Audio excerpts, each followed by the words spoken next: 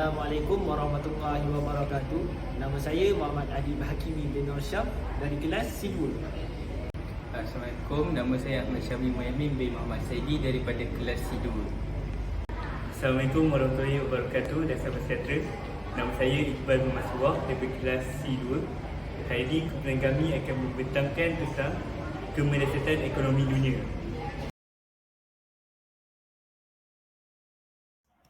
Baiklah, pada pengenalan bagi kemelesatan ekonomi dunia, kita mestilah memahami ekonomi dunia adalah penting bagi Malaysia dan merupakan amat vital bagi Malaysia kerana ia membolehkan negara ini membuat keputusan yang amat bijak dalam merancang dasar ekonomi baharu, perdagangan dan juga kewangan.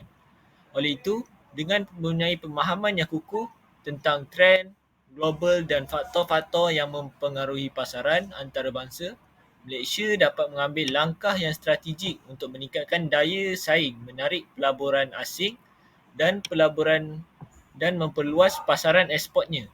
Selain itu, pemahaman yang mendalam tentang ekonomi dunia membolehkan manusia untuk menguruskan risiko dari ketidakstabilan pasaran global dan juga ketidakkesinambungan pembangunan ekonomi dan menyokong ekonomi yang mampan dalam jangka masa yang panjang. Baiklah, saya Iqbal. Jadi kita teruskan lagi dengan kemelesatan ekonomi dunia dan kemunculan kuasa ekonomi baru. Seterusnya berkaitan pengenalan kemelesatan ekonomi. Pada tahun 2008, krisis ekonomi luar biasa berlaku iaitu secara global. Seterusnya, perkara ini bermula dengan peningkatan harga minyak mentah yang mula mencacak naik. Seterusnya, kos bahan makanan turut meningkat berpunca daripada bahan makanan sebagai sumber alternatif kepada petroleum, biofuel, inflasi global, krisis kredit yang membawa kepada bankruptcy bank. Pada Februari 2008, OECD Outlook yang lebih dikenali sebagai Organisation of Economic Cooperation Development melaporkan bahawa inflasi di peringkat global telah mencecah ke paras tertinggi dalam sejarah. Kesan kemelesatan ekonomi. Tahun 2008 merupakan krisis berlakunya kemelesatan ekonomi secara global yang amat luar biasa. Disebabkan kebanyakan negara di dunia bergantung kepada negara Amerika Syarikat, mereka turut terpalit dengan krisis ini. Krisis ekonomi di Amerika Syarikat ini berlaku kerana lambakan hutang yang tidak terbayar hingga menjejaskan kecairan tunai institut kewangan di Amerika Syarikat. Inflasi global dan krisis kredit ini membawa kepada kebankrapan bank utama dunia seperti Lehman Brothers. Kesan kemelesatan ekonomi yang pertama adalah krisis kewangan global dan aktiviti pembayaran balik hutang dalam negara ekonomi maju telah mendorong aktiviti penjualan aset di seluruh dunia, termasuklah di rantau ini iaitu Malaysia. Kesannya, penurunan yang ketara dalam pasaran equity dan bond serantau termasuklah Malaysia. Yang kedua pula, sistem perbankan Malaysia berada pada asas yang kukuh semasa krisis kewangan global meletus. Tahap permodalan sistem perbankan Malaysia terus kukuh dengan nisbah modal wajaran risiko 14.7% pada akhir Disember 2009. Manakala nisbah pinjaman tak berbayar bersih adalah rendah iaitu 1.8%. Okey, baiklah, di sini saya ingin ulas bahawa Malaysia terus kukuh dengan nisbah modal wajaran risiko 14.7%. Okey, dari situ kita dapat tahu yang tahap permodalan yang kukuh dan mudah tunai yang lebih daripada mencukupi dalam sistem perbankan telah memastikan fungsi pengantaraan dapat berjalan seperti biasa.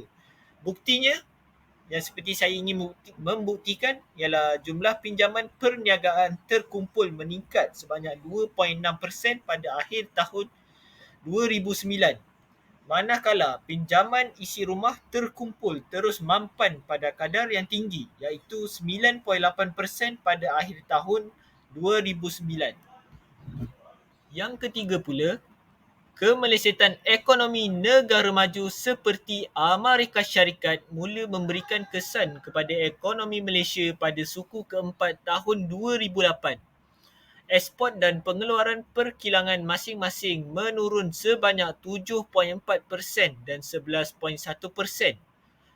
Manakala aktiviti pelaburan swasta menjadi lembab oleh keadaan perniagaan yang semakin merosot. Baiklah, saya akan terangkan. Namun, permintaan dalam negeri yang berterusan, khususnya penggunaan swasta, dapat memberikan sokongan kepada ekonomi lantas mengelakkan daripada mengalami penguncupan ekonomi pada suku keempat tahun 2008.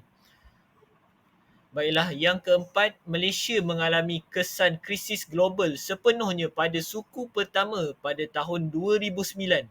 Apabila berlakunya krisis pertama pada 2009 ni, kemelesetan ekonomi negara maju yang kian meruncing lalu memburukkan lagi kesan kemerosotan ketara dalam permintaan global. Hal ini menyebabkan terhadap pada barang-barang perdagangan dan juga aktiviti pengeluaran dan juga pelaburan ekonomi domestik.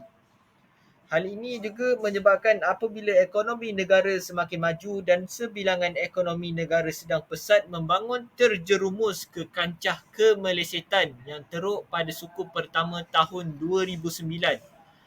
Perdagangan dunia jatuh dengan ketara sebanyak 28.6%, iaitu di suku keempat yang seperti diterangkan, iaitu 2008, iaitu jatuh sebanyak 7.4%. Hal ini seterusnya telah menjejaskan ekspor dari rantau ini termasuklah Malaysia. Ekspor kasar Malaysia merosot sebanyak 20% pada suku tersebut, lalu menjejaskan aktiviti pengeluaran khususnya di sektor perkilangan. Yang kelima pula, sebagai tindak balas terhadap kemerosotan ketara ekspor dan aktiviti pengeluaran, firma-firma mengambil langkah mengurangkan kos pekerja dengan membekukan pengambilan pekerja baharu, memulakan pengurangan gaji dan waktu kerja lebih masa serta memberhentikan sebahagian daripada pekerja. Okey, baik. Yang keenam pula, bagi kesan kemelesetan ekonomi, walaupun pendapatan isi rumah dalam sektor lain yang tidak terdedah secara langsung kepada permintaan luar tidak terjejas, sikap belanja mereka turut dipengaruhi oleh sentimen-sentimen yang lemah, ekoran keadaan ekonomi keseluruhan yang lembab di samping ketidakpastian mengenai prospek pendapatan dan juga jaminan pekerjaan. Hal ini juga menyebabkan penurunan kecil dalam perbelanjaan penggunaan swasta sebanyak 0.7%. Jumlah pelaburan pula merosot dengan ketara, berikutan penguncupan yang besar dalam perbelanjaan pelaburan swasta dengan aktiviti pengembangan kapasiti terjejas oleh penurunan yang besar. Penurunan besar ini terkategori dalam permintaan luar, penggunaan kapasiti yang lebih rendah daripada biasa, dan juga keyakinan perniagaan yang semakin lemah. Yang ketujuh pula, bagi indeks komposit Bursa Saham Kuala Lumpur pula ditutup pada tahap 508.22 mata pada akhir minggu pertama bulan Mac 2009 berbanding dengan 890.67 mata pada akhir minggu sebelumnya. Okey, baiklah. Yang terakhir, ke-8. Pada minggu yang sama, Jabatan Statistik mengumumkan bahawa ekspor Malaysia turun sebanyak 27.8% pada bulan Januari 2009 kepada 380.3 bilion berbanding dengan RM53.04 bilion pada bulan Januari 2008. Kejatuhan ini berikutkan penurunan ekspor untuk barangan elektrik dan juga elektronik serta minyak mentah. Import Malaysia juga jatuh sebanyak 32% kepada 29.47 bilion daripada 43.31 bilion pada tahun sebelumnya. Okey, baiklah. Sekian, terima kasih. Daripada saya, Muhammad Adib Hakimi bin Nur Shah. Baiklah, saya Iqbal. Jadi kita teruskan lagi dengan kebergantungan ekonomi dunia terhadap Amerika Syarikat. Pertama sekali, sebelum kemelesetan ekonomi dunia pada tahun 2008, kebanyakan negara bergantung pada ekonomi Amerika Syarikat yang merupakan kuasa besar ekonomi dunia ketika itu.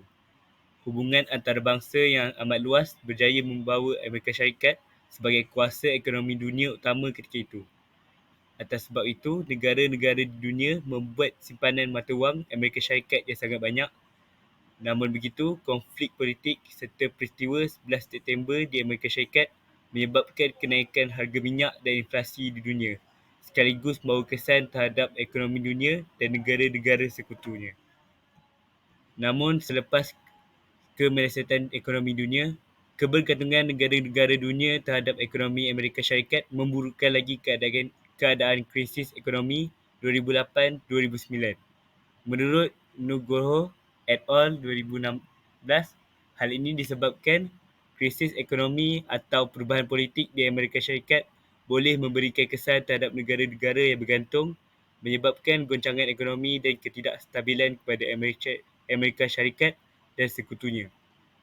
Akan tetapi, selepas krisis ekonomi ini menyebabkan munculnya kuasa besar ekonomi dunia yang baru, iaitu China dan India. Dua negara ini telah mewujudkan kepelbagaian ekonomi yang dahulunya hanya bergantung pada Amerika Syarikat sahaja.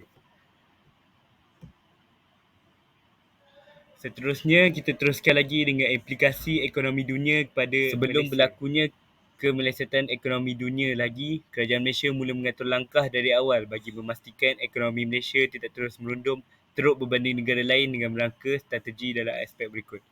Yang pertama, polisi keuangan. Kerajaan Malaysia telah menetapkan kadar pertukaran ringgit kepada $1 Amerika sebanyak RM3.80 per dolar. Wang ringgit juga tidak boleh diniagakan di pasaran luar negara dan transaksi akaun modal tidak boleh dipinta. Hal ini memastikan nilai mata wang ringgit sentiasa dalam keadaan stabil. Yang kedua ialah polisi fiskal. Kerajaan Malaysia mula mengubah pendirian dasar fiskalnya. Menurut Daim Zainuddin tahun 2000, pakej stimulus fiskal sebanyak RM7 bilion telah diterapkan. Sumber dana ini kebanyakannya dari punca pendapatan seperti kumpulan wang simpanan pekerja ataupun dipanggil KWSP. Kemudian yang ketiga ialah penggabungan bank. Kerajaan telah mengarahkan 58 institusi kewangan untuk bergabung pada 6 kumpulan besar. Bank negara berperanan bagi menyediakan panduan cara penggabungan dan penilaian, mengawal sedia dan melicinkan proses penggabungan bank-bank tersebut. Kesimpulannya, tindakan Malaysia ini terbukti menyelamatkan ekonomi Malaysia dalam krisis ekonomi dunia 2008-2009. Malaysia tidak terlalu bergantung harap kepada Amerika Syarikat dan tidak bijak dalam merangka strategi ekonomi, mengelakkan Malaysia muflis akibat inflasi. Assalamualaikum warahmatullahi wabarakatuh. Saya Syahmi, saya akan menerangkan tentang kemunculan China sebagai kuasa besar ekonomi dunia. Sebelum itu, saya akan terangkan serba-serbi tentang negara China. Negara China merupakan negara yang terletak di Asia Timur dan dikenali sebagai negara yang mempunyai penduduk yang sangat ramai, sehingga kan mencecah 1.4 bilion. Menurut Ramli Dollah dan Wan Syawaluddin Wan Hassan, keluasan wilayah China ialah 10.420.00 km persegi, termasuk 9.500 km persegi daratan dan 920.000 km persegi laut, merintangi 5,200 km dari timur ke barat dan 5,000 km dari utara ke selatan. China diperintah oleh Parti Komunis yang merupakan satu parti namun dipecahkan kepada 22 bidang kuasa mengikut wilayah. Ibu negara China ialah Beijing. Seterusnya, kalau anda semua lihat peta yang saya tunjukkan ni, inilah perbezaan antara peta Malaysia dengan peta China. Jauh bezanya keluasan tanah negara China dengan negara Malaysia. Negara China punya kawasan tanah lebih besar berbanding dengan Malaysia. Seterusnya, antara cara bagaimana China muncul sebagai kuasa besar ekonomi dunia. Sejak pembaharuan ekonomi berasaskan pasaran yang mula diperkenalkan pada tahun 1978, negara China telah menjadi kuasa besar ekonomi dunia yang paling cepat berkembang di dunia. Hal ini berikutan berlaku apabila pemimpin China iaitu Mao Zedong meninggal dunia. Kelompok pemimpin yang seterusnya iaitu Deng Xiaoping mula memperbaharui dasar ekonomi negara China. Beliau telah mengubah dasar ekonomi China kepada ekonomi campuran berorientasikan pasaran di bawah satu pemerintahan satu parti. Cukai pertanian telah dimansuhkan dan tanah-tanah pertanian diswastakan untuk meningkatkan hasil pertanian. Kerajaan China juga melonggarkan kawalan harga dan menyebabkan pelabur luar datang untuk melabur di negara China. Seterusnya, kesan daripada tindakan itu, tindakan pemimpin China. Negara China menjadi pengeksport terbesar dan pengimport kedua terbesar untuk semua barang dagangan. China juga muncul sebagai kuasa ekonomi kedua terbesar selepas Jepun dalam masa yang singkat. Bank negara juga menjangkakan bahawa China akan menjadi kuasa ekonomi nombor 1 dunia menjelang 2025. Ekonomi negara China kini ialah ekonomi kedua terbesar di dunia mengikut keluaran dalam negara kasar dalam kurungan KDNK selepas Amerika Syarikat. Selanjutnya, antara faktor perkembangannya ekonomi China. Terdapat banyak faktor yang mempengaruhi perkembangan ekonomi China, iaitu kedudukan geografi. Negara China mempunyai tanah yang lebih luas. Oleh itu, negara China mempunyai peluang yang begitu besar untuk mendapatkan sumber mineral dengan mudah. Selain itu, usahawan yang berani melabur. Usahawan di negara China berani untuk mengambil risiko untuk melabur di negara luar sehingga kan dapat membawa pulangan puluhan juta. Seterusnya, saya akan terangkan tentang kemunculan India sebagai kuasa besar ekonomi dunia. Sebelum itu, saya akan terangkan serba-serbi tentang negara India. India merupakan sebuah negara yang mempunyai masalah kemiskinan. Namun, selepas kemerdekaan, negara India mula mengorak langkah demi mengejar kemajuan ekonomi agar seiring dengan negara-negara lain. Pada tahun 1991, India telah membuka pasaran secara beransur-ansur dengan membuat pembaharuan ekonomi dan mengurangkan kawalan kerajaan terhadap perdagangan dan pelaburan asing. Setelah berlakunya pembaharuan ekonomi, didapati bahawa data pertukaran wang asing telah meningkat daripada 5.8 bilion kepada 247 bilion. Antara cara bagaimana India muncul sebagai kuasa besar ekonomi dunia ialah negara India telah meningkatkan keluaran dalam negara kasar dalam kurungan KDNK. Dengan berlakunya peningkatan KDNK dalam negara India, India telah berjaya menduduki kedudukan negara ke-8 mengikut kategori ekonomi, sedangkan sebelum ini, negara India digelar sebagai negara yang miskin. Menurut para mesyuarat Krishnan dan Hinduya Jayaraman, gaji purata buruh India $0.40 sehari. Seterusnya, negara India telah memperkukuhkan tenaga kerja di negara mereka. India memperkukuhkan tenaga kerja sebanyak 509.3 juta orang, iaitu 60% daripadanya bekerja dalam industri pertanian, 28% berkhidmat dalam bidang perkhidmatan, manakala 12% bekerja dalam bidang perindustrian. Tenaga kerja di India dipertingkatkan lantas meningkatkan pengeluaran negara India. Seterusnya, faktor perkembangan ekonomi India. Faktor yang pertama ialah tenaga kerja. Negara India memiliki jumlah penduduk yang sangat banyak dan kesemua penduduk India mampu bekerja dalam bidang pertanian dan bidang sebagainya. Pengeluaran pertanian India dapat dipertingkatkan lantas menaikkan KDNK negara India. Seterusnya, faktor yang kedua ialah sumber alam. India mempunyai sumber alam seperti arang, biji besi, batu kapur dan petroleum yang mendapat permintaan yang tinggi daripada negara lain.